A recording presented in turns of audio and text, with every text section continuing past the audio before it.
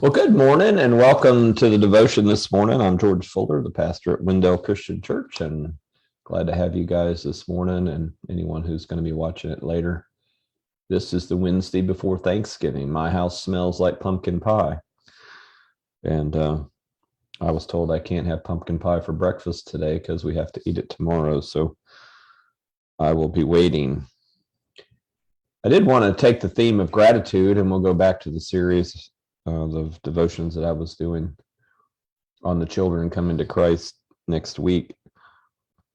And I'd like to read Psalm 100, and I'm reading out of the Jerusalem Bible. And one of the things I love about the Jerusalem Bible translation is that it lets the names of God be present, especially in the Hebrew scriptures, the Old Testament, so that you can know the different ways in which God is named and referred to. This is Psalm 100. Acclaim Yahweh, all the earth. Serve Yahweh gladly. Come into his presence with songs of joy.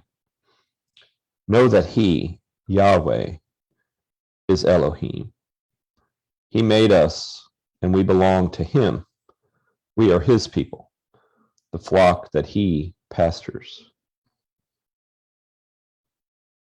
Walk through his porticos, giving thanks. Enter his courts, praising him. Give thanks to him. Bless his name. Yes, Yahweh is good. His love is everlasting. His faithfulness endures from age to age. In the history of Israel, there came a time when Moses, in the presence of Yahweh, was given the name Yahweh. It's a name that is sacred. Conservative Jewish people still will not say the name. They have alternative ways of referencing it. When we read the Lord and it's all capital letters in an English text, it usually points to the word Yahweh. Yahweh is the one who we live and move and have our being, and Jesus Christ, as the Christ, is one with Yahweh, the one in whom we live and move and have our being. And the Spirit of Yahweh that moves throughout all of creation is the one in whom we live and move and have our being. In this psalm, there's a question. It may not be obvious in reading it, but it's right there. And the question is, who are his people? If Yahweh is the one who made everything, is sustaining everything, and brings everything through the future into wherever the future goes for eternity, if there's nowhere to go except inside of Yahweh, the one who is everything, and the one who loves everything because Yahweh is love, then the question comes, who are Yahweh's people? This psalm is written from the perspective of someone who believes they are in that list. They're on the list. I am, and we are, the ones who go into these porticos, the ones who gather in these places are God's people.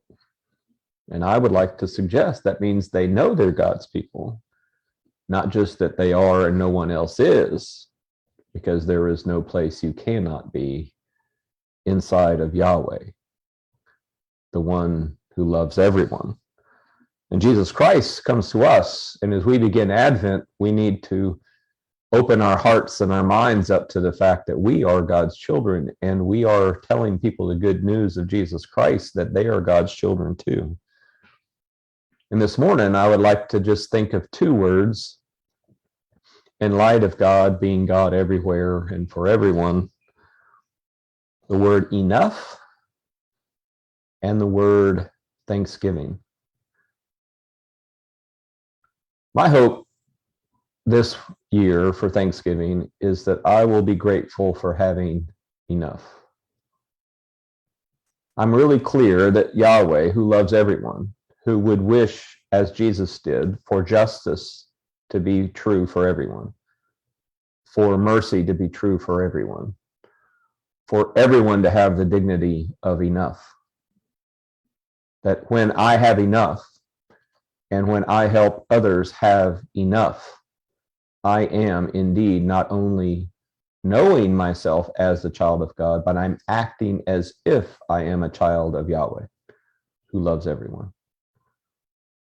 And if I choose to seek wealth, to keep accumulating more than enough, while my neighbors don't have enough, then even if I tell myself I'm a child of God, and it's true in the sense that God is everywhere and all the time, and is always God and is always my God, whether I acknowledge it or not, it is not true that my life is lived as if I were a child of God. Because Jesus comes and makes clear, and Advent is the beginning of it becoming clear, that God was not a God of war, a God of a nation, a God with an army and tax collecting and all that came along with Israel's nationhood. That God never intended, nor does God ever intend, us to act ultimately as if we're part of a tribe or a nation. My tribe versus your tribe, my nation versus your nation. But we are intended to have enough and to be part of helping all of our neighbors, everyone on the earth, to have enough.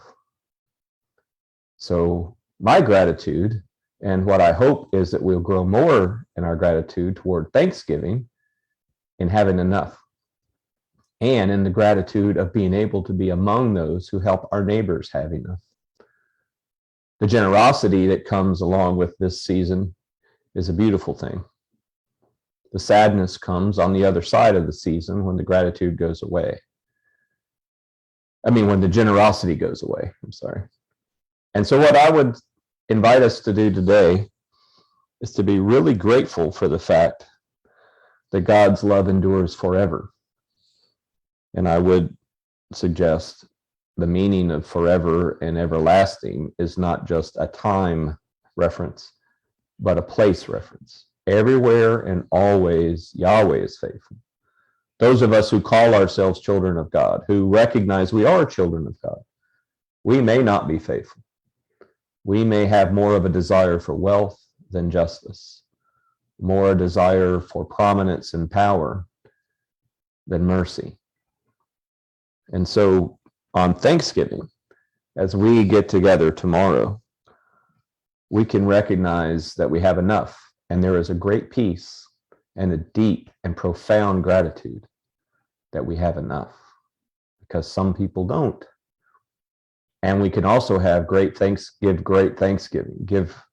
have a lot of gratitude in our hearts, because we can be part of redistributing the wealth of God's world, the love of Yahweh, by helping not only those in our lives, our household, our friends, our neighbors close by, but we can be part and find our place in bringing about the kingdom of God that Jesus Christ announced, and helping all others to have enough. I know that Yahweh is God. He made us, and we belong to him. We are his people and the flock that he pastors. I'm really glad of that. We can be grateful we have enough. We can be grateful we're part of helping others have enough. And we can tomorrow meet in the depths of the gratitude that not only are we children of God, but we know we're children of God. And we can live our lives in harmony with the love that loves everyone, and the love that will always love us, no matter how our lives go, how stubborn we are, or how far we wander away.